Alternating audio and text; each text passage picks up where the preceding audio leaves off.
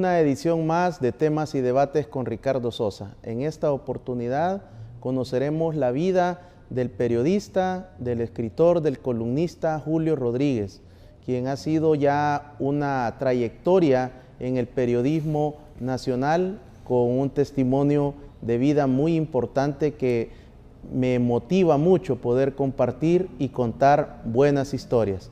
En esta oportunidad le doy la más cordial bienvenida a Julio Rodríguez. Gracias, Julio, por aceptar mi invitación. Por favor, mi querido Ricardo, gracias a ti por esta oportunidad de poder interactuar con tu público, de poder participar de este interesante programa. El tema es bien llamativo, temas y debates. He estado dándole seguimiento a un par de programas que has estado produciendo. Me gusta mucho y te animo al tema de la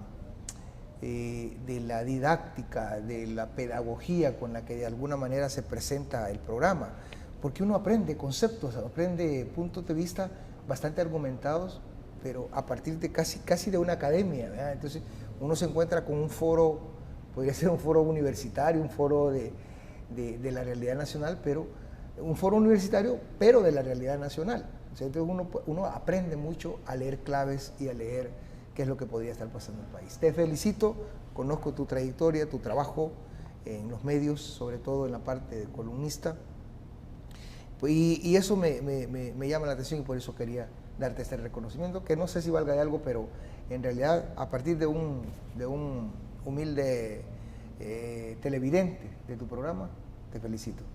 Gracias, Julio, muy amable, Dios te bendiga. ¿Cómo surge esa habilidad, ese talento por la escritura? Mira, se descubre, pero pasa con el tiempo. Pues llegar a este punto es llegar a un momento en el que ya pasó mucha agua bajo el río, ¿verdad? Y esto comienza muchos años atrás, ¿verdad? Estoy hablándote de 30 años de ejercer periodismo. Desde 1988 que yo entré a los medios de comunicación, estudiante de segundo año de periodismo de la Universidad de El Salvador. Y bueno, en ese tiempo casi que todos nos emocionaba el hecho de ir ya a los medios, puesto que estamos hablando de a 4 años de que finalice el conflicto armado. Todavía hay convulsión social, enfrentamientos armados y todavía el escenario de guerra no ha terminado. Entonces, no solamente eso, sino que también hay que decirlo con toda claridad también, me vi obligado, porque de repente me convertí en papá. Entonces era como, bueno, hay que buscar un trabajo. Y era un estudiante de la universidad. Y me acuerdo muy bien que mi primer trabajo fue como promotor de salud, era un cipote de 21 años, en una iglesia, en la iglesia bautista en Manuel. Y tenía que viajar hasta Peña Blanca, un cantón de Usulután. Y ahí comencé porque yo necesitaba un ingreso. Pronto me convertiría en padre y algunos dicen, bueno, habías metido la pata y sí, toda la cuestión, pero en realidad, pues, parte de la juventud. A veces uno no logra entender los tiempos y el papel que le toca jugar, ¿verdad? Y pase cosas como esta. Entonces, al final, me vi obligado, pero bendita obligación, porque al final, después de como 15, 20 días de trabajar ahí, de repente un amigo me dijo, mira, se ha abierto una oportunidad en la Sonora. Y entonces yo fui a ver, llegué a la Sonora, eran en ese entonces los dos jefes, Chico Valencia, del Colatino, y Nelson López, ¿verdad? Dos viejos lobos periodistas que ya tenían años recorridos cuando yo llegué a la Sonora. Llegué anecdóticamente, o más bien mi primera anécdota del periodismo es que hice una nota, era un bicho, hago una nota, me contrataron, fui a reportear manifestaciones, todo. Cuando regresé hice la nota tenía que salir al mediodía, la hago y duraba 6 minutos y al día siguiente me regañaron, mira, aquí las notas se hacen de 1 minuto y medio, ¿verdad? Si es importante vamos a darle 12. Y entonces yo he dicho nada. Así comencé, ¿verdad? Y de ahí no paró, ya no paré. Te estoy hablando de, con la Sonora estuve 1 año, 2 años, 88, 89, 89, 90. La satisfacción de haber cubierto con la Sonora las elecciones cuando perdieron los sandinistas por primera vez después de la revolución de los años 70, y ellos perdieron en el 90 contra Violeta Barrios, ¿verdad? Viuda de Chamorro. Allá estaba yo, me fui en bus a Nicaragua y todo eso. Luego de la Sonora vino YSU, evento importante con la YSU, el primer diálogo, no el primer diálogo, el primer acuerdo de paz, que nadie recuerda, pero el primer acuerdo de paz entre el FMLN y el gobierno de Alfredo Cristiani fue el 25 de julio de 1990 en el Hotel Sheraton La Herradura de Costa Rica, donde se firmó el primer acuerdo que daba paso a ONUSAL, ¿te acuerdas? A la misión de observadores de Naciones Unidas, ONUSAL, que vino a El Salvador previo a toda la firma final del conflicto. Y estuve en la firma de los acuerdos de paz en México, previo ahí 15 días reportando desde México. Y así, de ahí para allá, Sonora, YSU, Canal 12, Canal 21, y de Canal 21 doy un salto a la comunicación institucional, que será otro tema. De ahí me convertí en jefe de comunicaciones de la Procuraduría para la Defensa de los Derechos Humanos, de la Universidad Evangélica de El Salvador, de una importante iglesia en crecimiento en este país, cuyo pastor se volvió muy famoso posteriormente, y luego la Dirección General de Migración y Extranjería, el Banco Fomento Agropecuario, algunas experiencias que me dieron el otro lado de la experiencia en 30 años, que es periodismo institucional o periodismo corporativo. Pero todo comenzó ahí, con la radio Sonora. ¿Conservas las crónicas, esas primeras escritos que desarrollabas? Fíjate que siempre fui como muy cuidadoso. Yo me acuerdo de un amigo que era loco, éramos juntos, fuimos casi en todas las radios. Y es que loco escribía, sacaba, grababa, ya me voy, decía, y le decía, ¿y por qué las botas si algún día te van a no te van a servir, pero solo recuerdo? Yo tengo todavía un buen mamotreto de páginas de papel de empaque, o sea, o papel periódico le llaman también, escritas a máquina Olivetti, de esas grandotas que hacían bulla. O sea, así comencé. Con olor a cinta. Con olor a cinta, con olor a papel de periódico, interrelacionándome con don Carlitos Argumedo, un viejísimo periodista que pasaba solo fumando en la Sonora, y así. Yo conocí una computadora hasta el año 93, 93, cuando llegué de jefe de comunicaciones a la Procuraduría de Derechos Humanos. De ahí toda la vida he escrito en máquina, lo más moderno era máquina eléctrica, ¿te acordás de las máquinas eléctricas? Pero bueno, así comienza toda la trayectoria, ¿verdad? En el colegio, en tu época de estudiante, Julio, ¿destacaste en las materias relacionadas a las letras, a la literatura, o no eras muy bueno en esa área? Bueno, debo contarte y confesarte algo. Yo sinceramente quería ser médico. Casi nunca he contado esto, pero tenés una manera bien extraña de meterte. Quería ser médico y todo el tiempo hice méritos para ser médico. ¿Por qué? Porque yo a los 12, 13 años ya era voluntario de la Cruz Roja Salvadoreña. Fui voluntario de la Juventud Socorrista. Todas las Semanas Santas estaba en puestos de socorro. Bueno, un servidor de la Cruz Roja. Cuando llegué al bachillerato, decidí estudiar bachillerato en salud, opción enfermería, porque quería ser médico.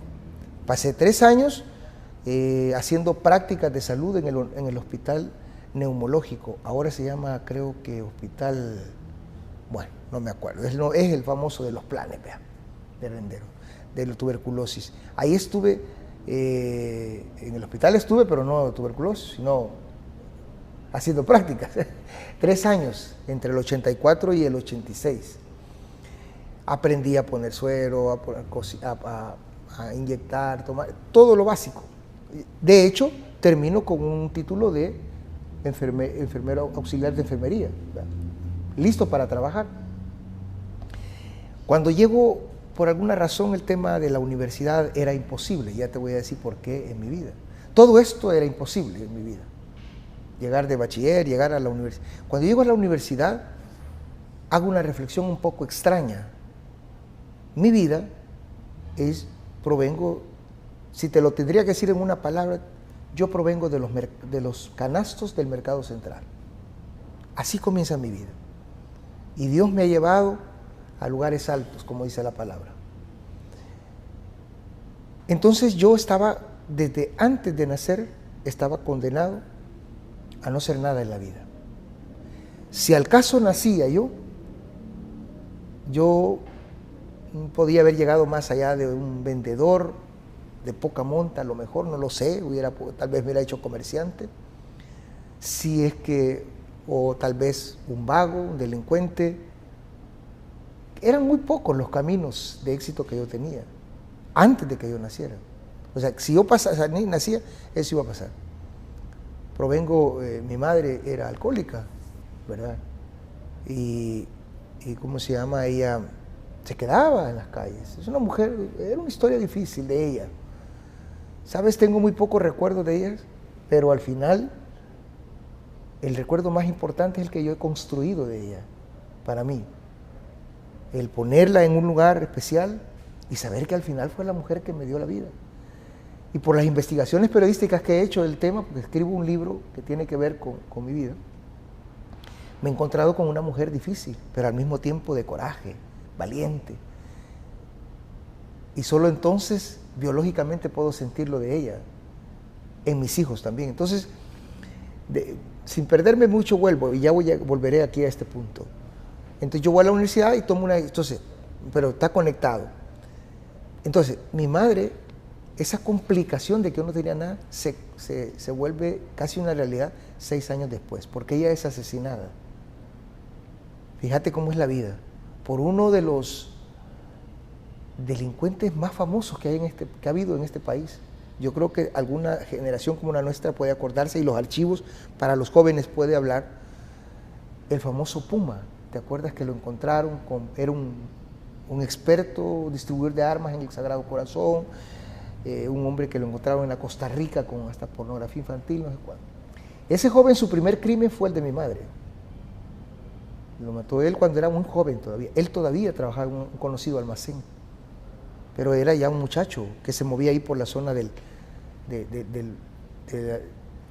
la iglesia del Calvario, Mercado Central. Y él asesinó le dieron mala información. Mi madre andaba alcoholizada y fue muy difícil que se defendiera. Algunos dicen que si hubiera estado buena, quizás la historia hubiera sido inversa, pero ella la tomó así. Entonces, la muerte de ella me deja con sus padres, su madre y padre materno, es decir, mis abuelos maternos. Y con ellos, ella una vendedora también del mercado, mi madre abuela, y mi padre abuelo, un albañil. Entonces, ellos, pues me quedo con ellos. Mi propio padre era otra figura de la zona, ¿verdad? Conocido como el Gato, y bueno, terrible, muchacho que lo habían echado de la casa a los 8 años. Desde los 8 años él dormía en la Dalia, dormía en el parque, dormía donde pudiera. De hecho, el Gato le ponen, porque muy cipote, lo dejan dentro de un baúl de un carro, pasa todo el día y no se muere. Y le parece un gato, como 7 vidas.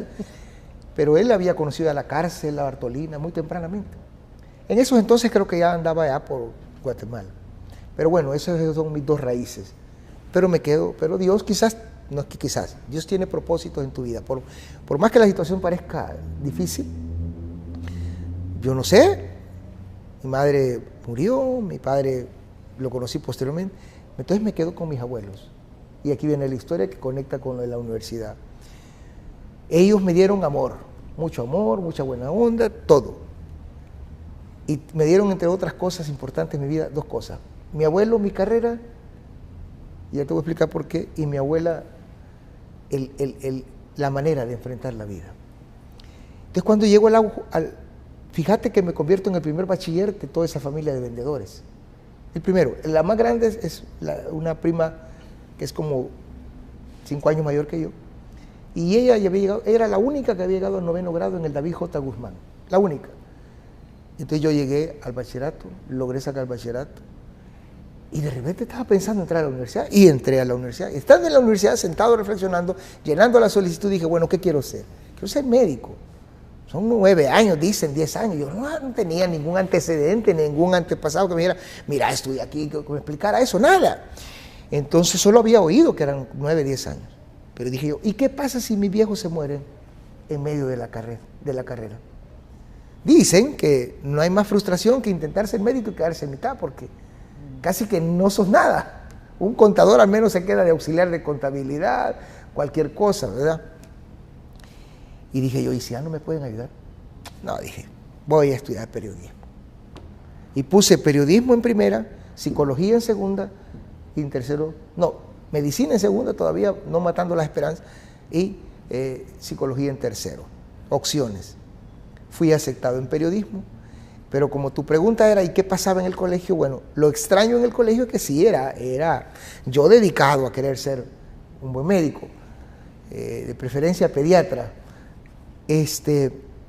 pero era también el tipo hablantín, el que estaba contando chistes cuando la hora era libre, para que no salieran los compañeros. Era miembro de la directiva, pero era como que si dirigíamos todas las directivas del colegio. Impulsamos pequeñas luchas, como por ejemplo no ir a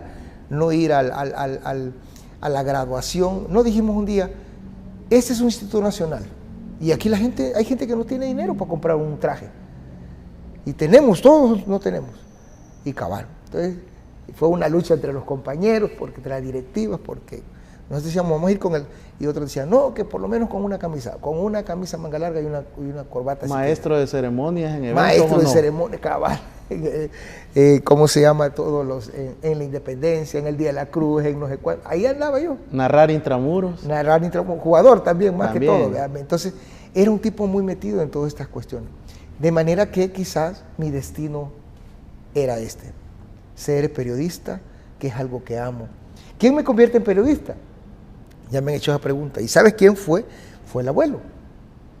Culpa de él. Yo recuerdo, por ejemplo, yo iba al Instituto Nacional Manuel José Arce, estudiaba en la tarde, de 1 a 5, 5 y media, y me venía a pie, por la falta de fondos, me venía a pie del zoológico, cerca del zoológico que queda en el instituto, hasta el centro, a tomar la ruta 29 y viajaba hacia el oriente, Ilopango.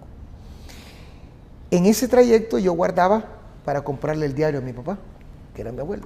Era un hombre que se informaba de todo. En un libro del que he escrito, que ya hablaremos más adelante, hablo de él. Y él era un hombre interesante. La cuestión es que él era albañil, pero pasaba información. Yo llevaba el diario El Mundo. Entonces yo me lo leí en todo el trayecto, en 45 o 50 minutos me lo leía hasta mi casa. Y yo estaba también bien informado. A veces cuando llegaba, era seguro encontrármelo parado viendo el televisor, viendo un noticiero. O lo más seguro, clandestinamente escuchando La Venceremos. Y lo escuchaba. Yo le hacía hasta la broma, llegaba, porque él ponía un montón de alambre para oír La Venceremos. Entonces yo llegaba y le daba volumen al radio. Démosle volumen a este cosa. Y ya me decía, hijo de tal por cual ya nos van a matar, que no sé cuál, porque bromeaba con él así. Pero de tanto verlo, a mí me encantó. Él disfrutó mucho cuando me vio ya en la televisión, cuando me vio siendo periodista. Bueno, cuando me vio un bicho que andaba corriendo con una grabadora, él disfrutó mucho. Por él es que yo llego al periodismo. Interesante la vida, la trayectoria de Julio Rodríguez, y conoceremos más en el segundo segmento sobre cómo todo tiene un propósito y todo ayuda para bien. Regresamos.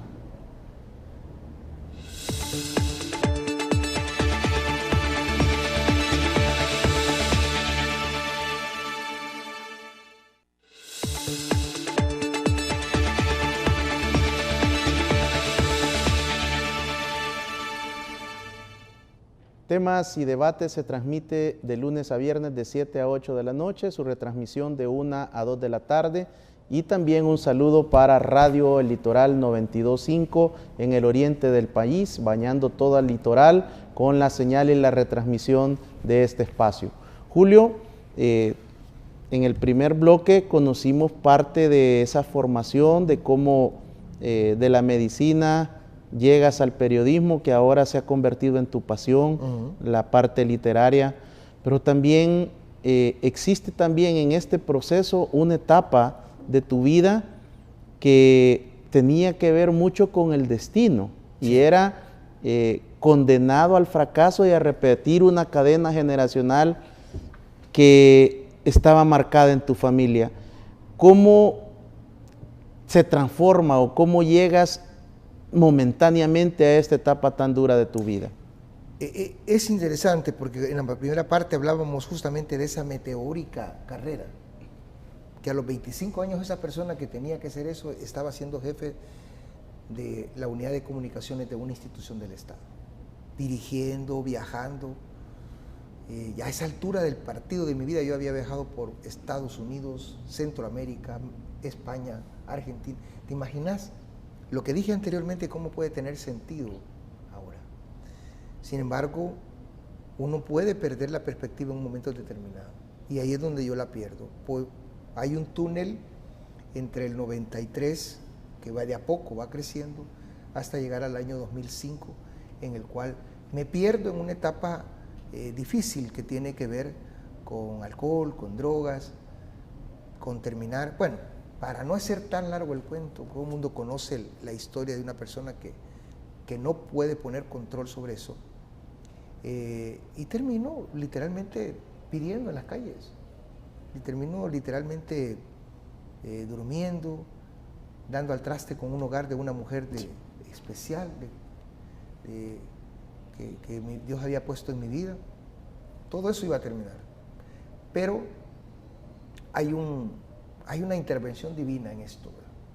Hacia el año 2005 las cosas estaban complicadísimas, complicadas. A nivel personal, puedo decirte, yo había perdido todo. Y yo lo digo y lo resumo de esta manera. A nivel personal, yo solo tenía 4 destinos donde ya tenía que terminar. Como que aquello del principio tomaba sentido hoy. Y era el hospital, el psiquiátrico, la cárcel o el cementerio. No había otras salidas, porque en la calle una enfermedad terminal podría pasar, volverme loco, o un delito que te llevaría a la cárcel, o simplemente lo que ocurre normalmente, ¿verdad? Morir. En nivel familiar, mi esposa estaba tirando la toalla, después de casi 7 años, 8 años. Criamos 4 hijos, tus hijos, mis hijos, los nuestros y los de otros. 2 de ellos estaban un poco perdidos, solo uno estaba orando en una iglesia, el otro estaba pequeño.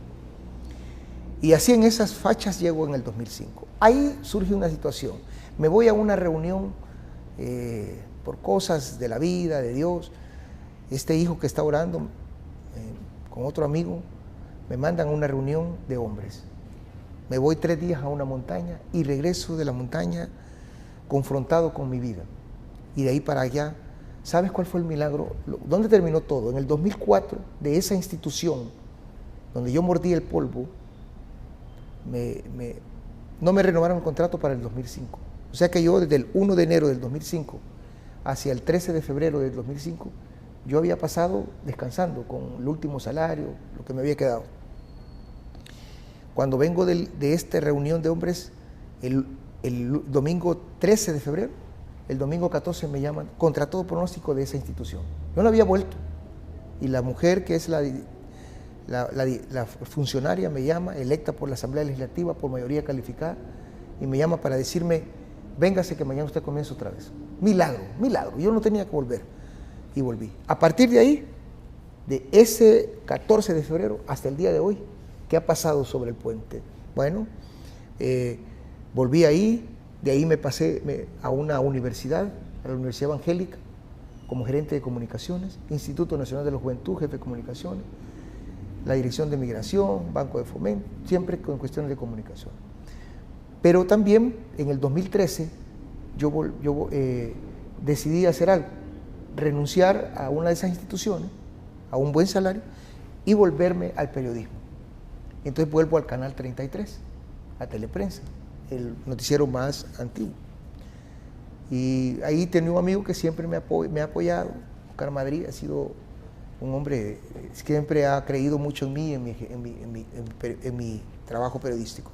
Un gran ser humano, Oscar. Sí, Oscar, y él sí lo es un hombre tremendamente bueno y un buen periodista, un buen editor, eterno jefe de prensa. Él siempre ha sido casi jefe, desde que lo conozco, desde el 12. Entonces él en el 2013 decide, yo quiero renunciar a esa cantidad de dinero y de una oficina a una gaveta como reportero, de $1.950 a $500. Pero decido volver, porque es mi pasión. Y siento como que Dios me habla, está bien lo que vas a hacer, pero en un año vamos a hablar. Y al año siguiente Dios me habla. ¿Y cómo me habla? Bueno, hablábamos orando un día yo, y hicimos un recuento, me había ido bien entre el 2013 y el 2014, pero en el 2014 le anuncian a mi esposa que tiene cáncer gástrico. Y mi esposa sufre un cáncer gástrico de 15 meses, hasta que fallece el 1 de julio del 2015. Y yo ahí, pues, también ya estoy creciendo de nuevo. Y fíjate, ahí surge una cuestión.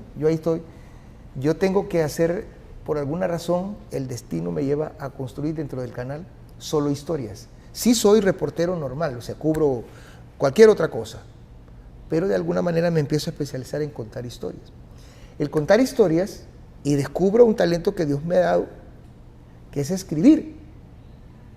Plantear de manera distinta la historia de la persona más sencilla, más común, más normal, pero plantearla como una gran historia de salir adelante, de la adversidad, luchar contra todos los gigantes que puede ponerle enfrente a la vida, pero sale adelante.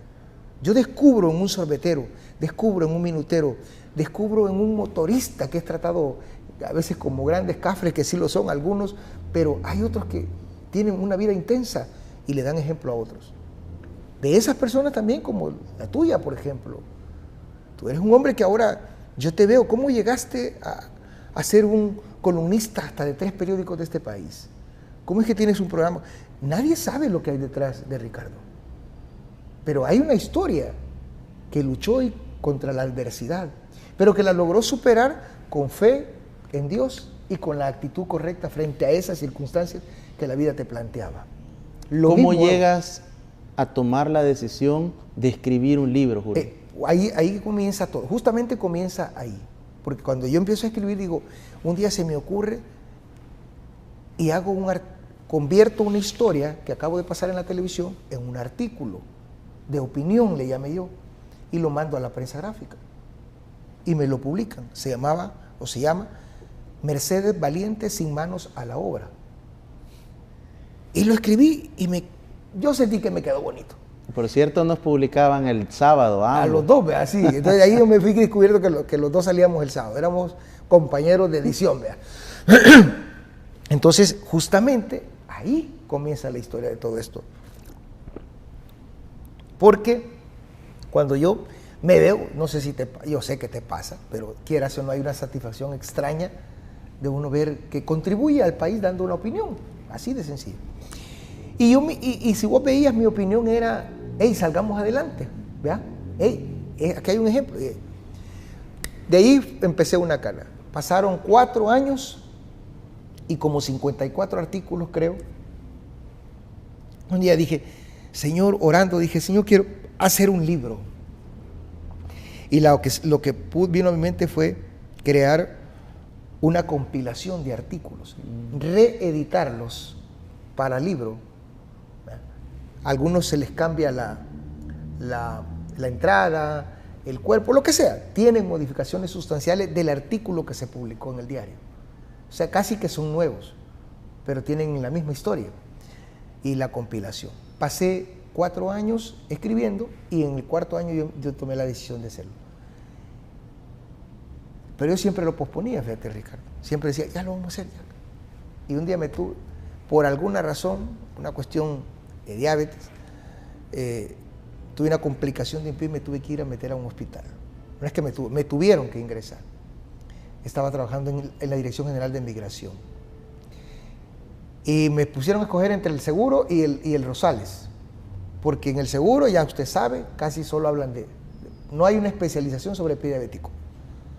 O no hay una atención directa, como un pabellón que han hecho en el Rosales, producto de un trabajo de años del doctor Cerritos, un gran hombre. Y me metió 3 meses ahí. Y en los 3 meses dije yo, dije, no, tengo que hacer. Compilé el libro, lo procesé y surgió este libro. Es Sin manos a la obra, que quiero hacer entrega, formarte aquí para que por favor... Muchas gracias. Muchas gracias. Correspondiente.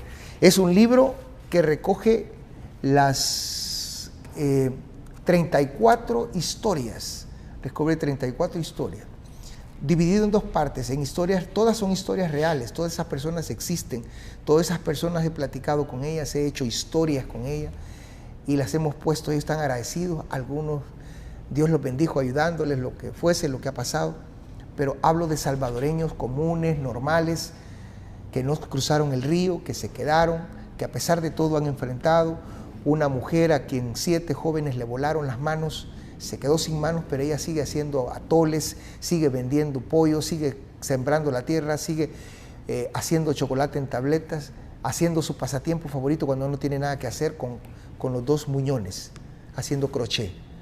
Un hombre que cría 3 hijos, que tiene 2 trabajos, tiene 3 trabajos, es vigilante, es ordenanza y además no almuerza, sino que sale a raspar la espalda de una maqueta de hielo para hacer minutas y endulzar la vida de la gente a esa hora del mediodía cuando llegan a traer a los chicos. Un hombre que lo meten, que desde los 14 años lo echan a la calle, se vuelve drogadicto, alcohólico, delincuente y ya un hombre perdido en la sociedad, un día llega cerca de su casa, matan a una persona y la acusan a él. No fue él, andaba visitando a su mamá. Lo meten 20 años a la cárcel, pero él decide aprovechar todo lo que la cárcel le ofrece, mínimamente. Cursos de esto, de obrebanco, cursos de panadería, lo que sea. Un día lo benefician con libertad anticipada y además en la libertad anticipada sale una beca para estudiar un curso de computación en inglés y él cuando entra ve la universidad se asombra, pasa 3 meses estudiando ese curso y cuando termina el curso tiene que volver a la vida normal, pero él habla con el capellán y le dice, ayúdeme, quiero estudiar teología aquí. Y el capellán dice, lo más que puedo hacer es pagarte nada más la mensualidad y la matrícula. De ahí tienes que tú venir, comer y hacer todo por ti. Lo hace. 5 años después, ese hombre en libertad condicional ya no tiene que firmar la libertad condicional de que anda en la calle, sino que tiene que firmar las notas de la materia de griego, que es lo que le da a los estudiantes universitarios. Es un catedrático de la Universidad de Teología, hoy de hasta 3 universidades, es pastor y además da griego. Da la materia de griego. Este hombre está aquí. Esas historias yo las voy descubriendo y las voy escribiendo. Entonces se compilan en este libro. La segunda parte tiene que ver con asuntos familiares. Ahí hay una parte donde de alguna manera señalo lo que yo hablé al principio, ¿verdad? Entonces, así me nace esto. Y justamente también, entre otras cosas y más importante, es que ahí encuentran ustedes una serie de 4 historias que están hiladas, que se llama Cáncer, Fe y Actitud, Homenaje, Testimonio, Homenaje a la Vida y Epitafio. Las 4 historias tienen que ver con todo el proceso de muerte de mi esposa. Y trato de hablar de ella, pero como un ejemplo de lucha, ¿verdad? Y eso era como un poco el objetivo inicial de hacer un libro. Ahora el libro se puede leer en 2 maneras, Ricardo. Una es una manera de ver la realidad, de ver que a través de las personas podemos encontrar un escenario de fondo en el que lo que hay es una denuncia a realidades que vive el país. El hombre, por ejemplo, la mujer que está sin sus manos, cuya historia principal lleva el libro, se llama Sin manos a la obra, Crónicas de Fe y Actitud. Esta persona, por ejemplo, de por sí, de fondo, hay una historia de denuncia de la falta de programas de rehabilitación a las personas. Esta mujer se quiso suicidar varias veces, pero no lo hizo, sino que salió adelante con fe y con actitud, pero denuncia la falta de programas de rehabilitación para personas con discapacidad.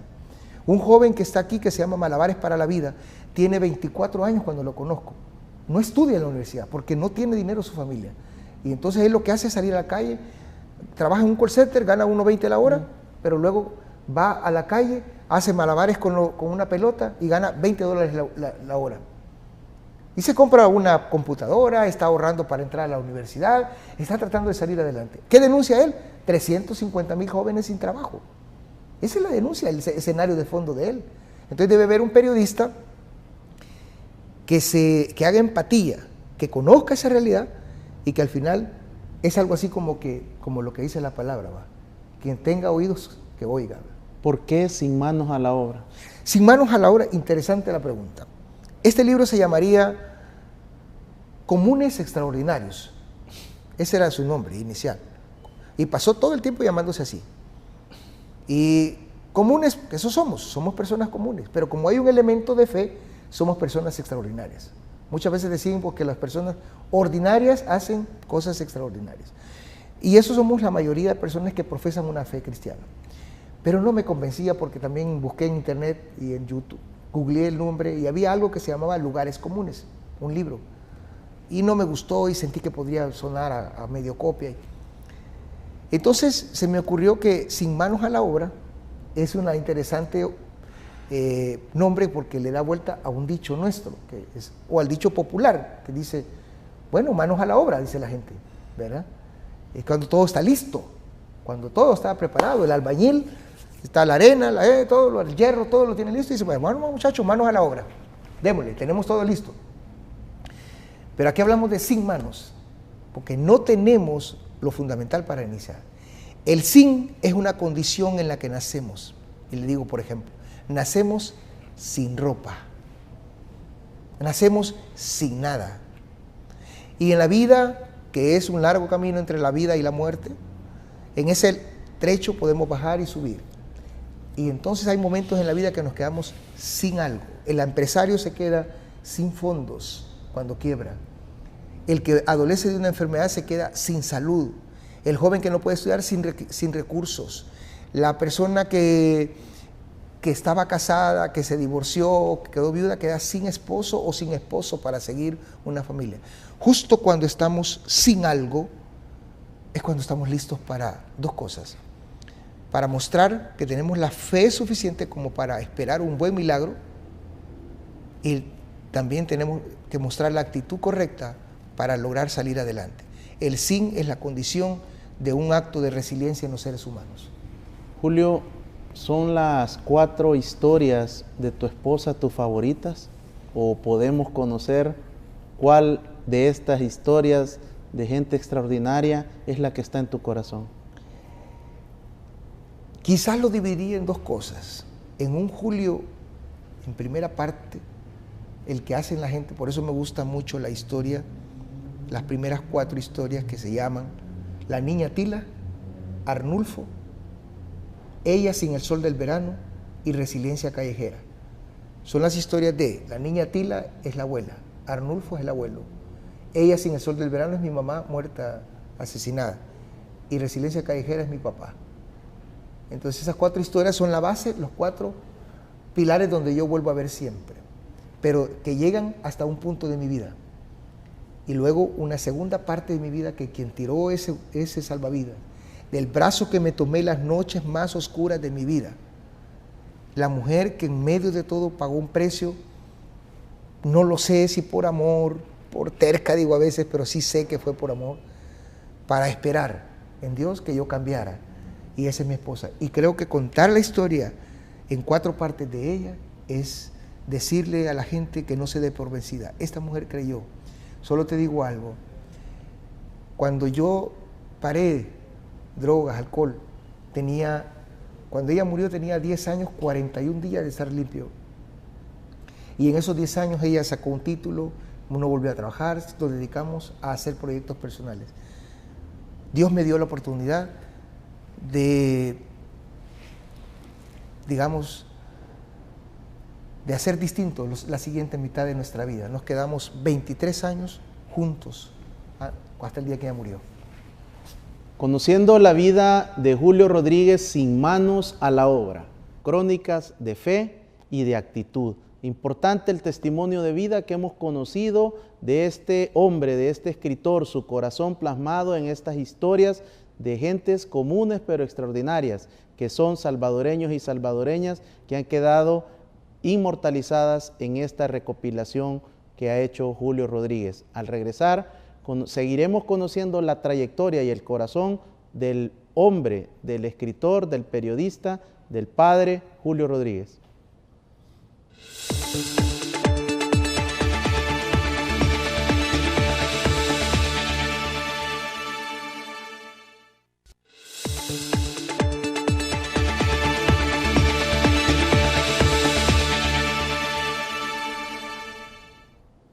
Continuamos con Julio Rodríguez, periodista, escritor y columnista de periódicos, quien también nos ha expresado cómo ha sido su trayectoria de vida, esa vivencia, cómo se encuentra con Dios en una etapa cuando solo tenía 4 destinos. Y es importante la transformación y este testimonio de vida para usted, amiga, amigo que nos sintoniza. Hay esperanza, hay salida, y este tipo de contenido nos puede animar a tener una expectativa de lo que Dios puede hacer en un corazón dispuesto. Julio, ahora, ¿qué sigue? Yo creo que escribir un libro, pues realmente perteneces a un segmento de personas fuera de serie ya en el país, en un país donde no se valora mucho la escritura, donde hombres y mujeres que han tenido esta experiencia tienen que andar con sus libros, tratando de venderlos en una sociedad que no tenemos la cultura de la lectura. Pero sin duda quedaron muchas historias fuera de esta primera edición. ¿Qué trae Julio Rodríguez para el 2020? Bueno, todavía quizá para este año el inicio, y ya hasta el otro año podríamos estar viendo algo que algunos amigos como tú, pues eres un amigo fuera de este ambiente, de las cámaras, y has conocido otras cosas y otras relaciones de trabajo mía,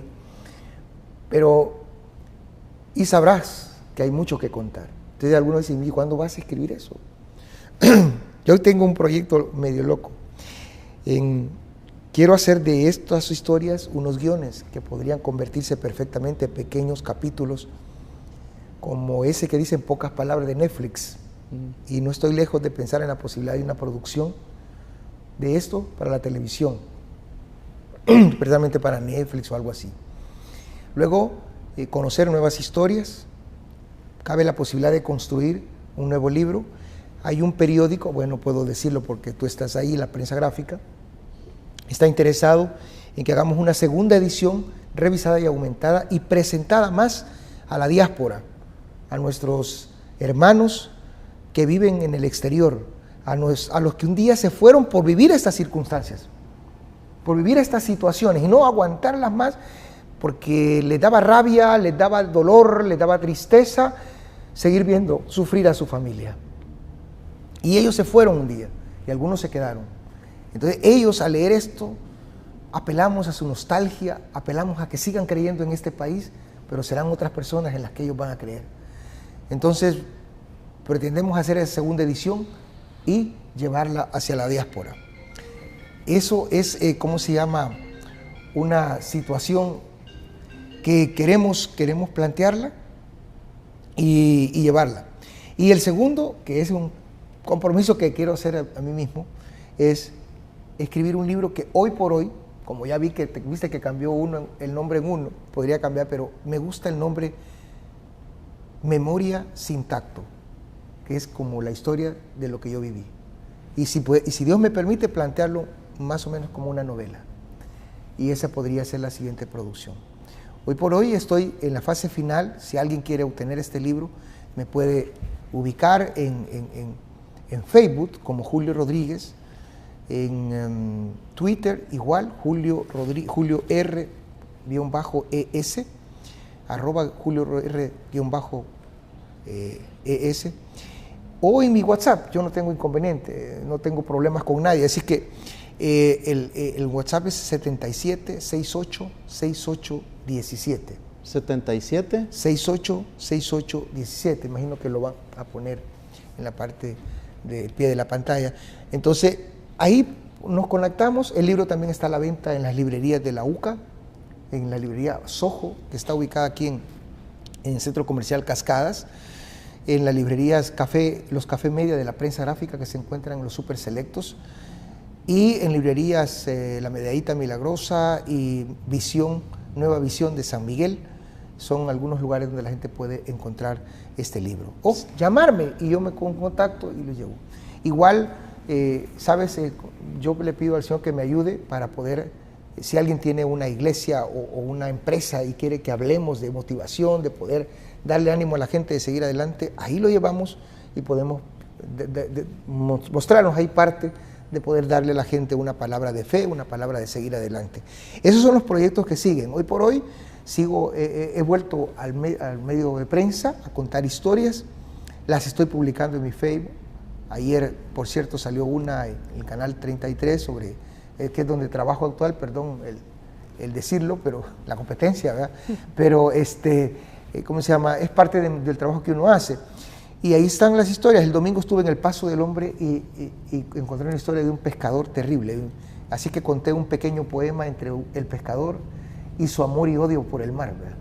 Esas cosas, por ahí ando y conociendo nuevas historias. Hay una que quiero hacer, y también te lo cuento con un proyecto, es de personas unos nuevos liderazgos, unos nuevos... Hablo de personas como tú, por ejemplo, esos baby boomer que podrían ser, que están, pero tienen algo que decir. O sea, no es que ahora solo sean millennials, sino esto tiene que ser como el Barcelona, vea, la combinación de la experiencia con la juventud para sacar adelante este país, ¿verdad? Y ser campeones varias veces. Julio, aquí en este programa pues nos sintonizan todo tipo de edad, hombres, mujeres, jóvenes, universitarios. ¿Cuál sería tu consejo, tu recomendación, de acuerdo con toda esta trayectoria de vida, con esa etapa que posiblemente muchos jóvenes en este momento incluso están pensando en suicidarse? Tuvimos acá una serie completa de casi 2 semanas dedicándole a la prevención del suicidio por la tendencia suicida principalmente en adolescentes de los 12 hasta jóvenes de los 29 años y luego tercera edad. Conociendo parte del testimonio que nos has compartido en esta oportunidad, ¿cómo invitas, cómo trabajas como un motivador de tu experiencia, de tu testimonio y lo que Dios ha hecho y continuará haciendo en tu vida? Bueno, lo primero que debo decirles es que hasta esta hora y en este lugar en el que estoy, sigo teniendo problemas. Problemas de cualquier tipo. Decisiones que uno toma y que no salen como uno piensa. ¿Por qué empiezo así? Porque si bien he contado una vida de la que me he levantado y subido, no es que me quedé arriba, me quedé con siendo alguien que ya no tiene nada, se acabó todo. No, uno en la vida sigue teniendo decisiones, cosas que pasan y que están fuera de nuestro alcance. Con ese planteamiento, vuelvo hacia el inicio. En la vida, humanamente hablando, nada está escrito. O sea, a todos nos podrá pasar lo que menos esperamos. Pero en Dios, la vida de nuestra sí está clara, sí está diseñada. Y Él nos da la fuerza, la inteligencia, la gracia, la alegría para poder enfrentar esas cosas. Nosotros tenemos que descubrir lo que hay. Y en cada uno de los aspectos que se nos presentan en la vida. De eso se trata. ¿Cómo descubrir el misterio de por qué haberme vuelto alcohólico, drogadicto? ¿Puedo volver a tomar? ¿Puedo tomarme un vinito? ¿Puedo hacer alguna? O sea, son cosas que voy descubriendo y yo voy decidiendo si son o no. Y eso es lo que la vida nos va proponiendo. Escrito nada está, pero para Dios sí. Ustedes pueden ver cómo mi vida se ha doblado hacia un lado y se ha doblado para otro. Pero de cualquier circunstancia en la que estemos podemos salir. Solo es cuestión de encontrarle qué es lo bueno que en esto nos queda. Hoy en la noche posiblemente, no hoy, sino un día de estos, escribiré una historia de un hombre que la entrada que yo hago de su historia, ¿sabes cuál es? De este accidente saldrá algo bueno. Porque lo primero que pongo es al hombre teniendo un accidente a 100 kilómetros por hora en su moto. ¿Qué bueno puede salir de un accidente? Eso es lo que preguntémonos siempre. ¿Qué bueno puede salir de esto tan malo de mi vida? Quiero agradecerte, Julio, el poder haber aceptado mi invitación, el poder compartir tu testimonio de vida y animar a todos los amigos y amigas televidentes que puedan comprar y buscar el libro Sin manos a la obra por Julio Rodríguez, crónicas de fe y de una expectativa de vida de personas que se han convertido a través de este libro en íconos extraordinarios salvadoreños y salvadoreñas de fe. Ha sido Julio Rodríguez. Nosotros estamos acostumbrados a verlo a través de sus redes sociales, de las pantallas de la televisión, contando historias, pero esta ocasión tuvimos el privilegio de que él nos contara su historia de vida. Bendiciones.